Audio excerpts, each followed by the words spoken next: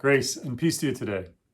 Today's topic for our faith formation video is the idea of justice.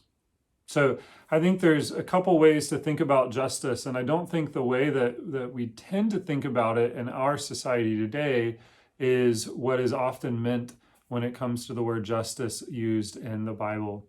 So today, often when we think about justice, we're talking about it and thinking about it in the form of retributive justice. And that is kind of thinking about the punishment for the wrongs that have been done. That can be part of the biblical idea of justice, but it's really only a small part of what that idea of justice is. Retributive justice is, when you think about the justice system in America, that really what the justice system is meant to do is to punish people for crimes. Maybe enough that it deters you from doing that crime in the first place, but maybe not. But if we look at biblical justice, the bulk of what biblical justice looks like is restorative justice. So restorative justice has to do with working to break down systems that have those in power oppressing or keeping down or taking advantage of those with less power. Or even if it's less intentional in that way, what are the ways that a system or a society is set up to benefit some more than others? And how are ways that we can even out that level so that everyone is cared for, everyone has value, and everyone has the same ability to care for themselves and care for others.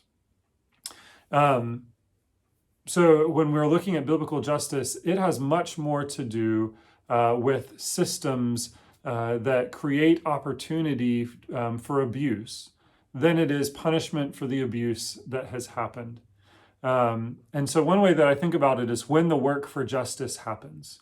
So in retributive justice, the work for justice really happens after a crime has been committed, after a wrong has been done, because, okay, now that you've done this, we need to punish you for it so that you never want to do it again.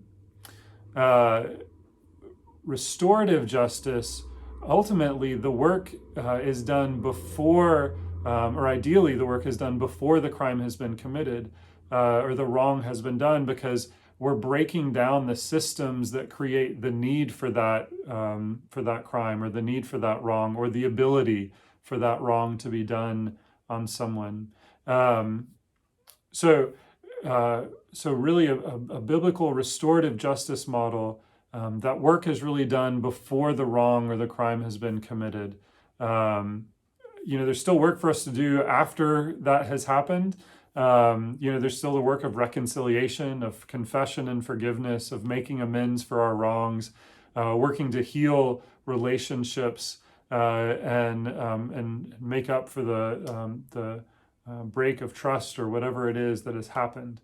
So there's still work to be done after the wrong has been done, but restorative justice really looks at trying to see what systems are in place that allow for someone to be taken advantage of, that allow for someone to abuse someone else, that allow for someone to remain in poverty when they're trying hard to work out of that. So biblically speaking, justice has much more to do with that restorative justice than that retributive justice. If we look at the biblical story, we can look at Abraham's family. So when God made a covenant with Abraham's family, so the Israelites and his folks that came after him, they were meant to be a people of justice. So unlike other societies and peoples around them, where might makes right and you can make up whatever rules you want if you have the power and do whatever you want to other people, and with the Israelites, with Abraham's family, they were meant to be a people of justice, a people that did not have those systems that some got ahead and some were left behind, that didn't have, where powerful people could take advantage of others. So they were meant to be something different. They didn't do it. If we look at the biblical story, we can see that eventually the Israelites started to take from other societies and other peoples around them, and frankly, sin comes into play, and all of our inward fears and ways that our greed and other sinfulness causes us to place ourselves above other people. That all of those came into play, and so they didn't live up to that expectation. And so then, when we look at the story of God's people throughout the Old Testament, at least, we see that a lot of what the prophets were really trying to call God's people back to was to be a people of justice, to be a people that valued all people, that cared for the poor, that didn't take advantage of others, that worked for systems where everyone was able to be well and didn't leave people in poverty and oppression.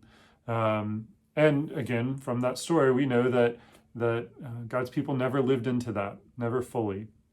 And so God's response to that inability for us to be people of justice was Jesus.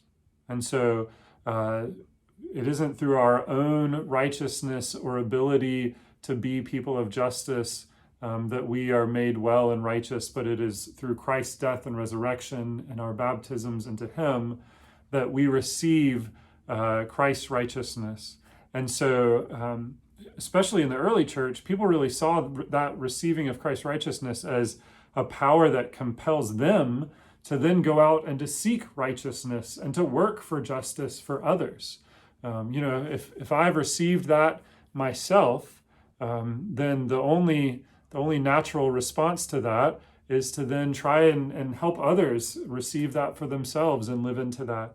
And so, when they do that, that's both a release from the power of sin for the perpetrator, as well as relief for the victims, so that they are no longer the ones being oppressed and victimized by that sin.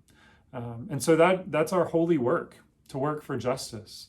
In the world that we live in today, it's not easy to do that work because we've been good at kind of defining sin for ourselves in different ways lately. So we don't always agree on where the injustice takes place. And we've gotten really good at calling out others for their injustice while excusing our own. But that is the work to which we are called as Christians, is to work for justice in the world, not in the retributive sense that is only concerned with punishment, but looking for the systems and the vulnerabilities that allow people to be taken advantage of and used and left behind, and to find ways to right those wrongs and to change those systems. And so that is holy work to which we're called, and it's hard work. And doing that together means having a lot of hard conversations with one another to try to figure out where we're called to go in that in the world in which we live. But if we're living into God's covenant, then that's the work we have to do. And lastly, I just lift up the verse that's hard for me to leave out anytime, because it's the reason my name's Micah, and that's Micah 6:8. And says, "What does the Lord require of you but to do justice and to love kindness and to walk humbly with your God?" And so that is the word that I leave with you today. God's peace.